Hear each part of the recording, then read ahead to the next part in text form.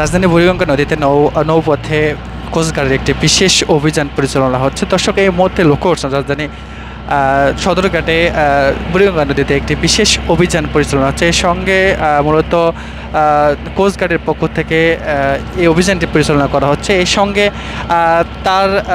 সঙ্গে মূলত আমরা দেখেছি যে সদরঘাটে মূলত লঞ্চের মধ্যে কোনো যাত্রী কোনো কালোবাজারি হচ্ছে কিনা এবং লঞ্চে কোনো ঝামেলা হচ্ছে কিনা এবং তার সঙ্গে যাত্রীদের বিশেষ কোনো সমস্যা হচ্ছে কিনা এই বিষয়টি লক্ষ্য করা হচ্ছে।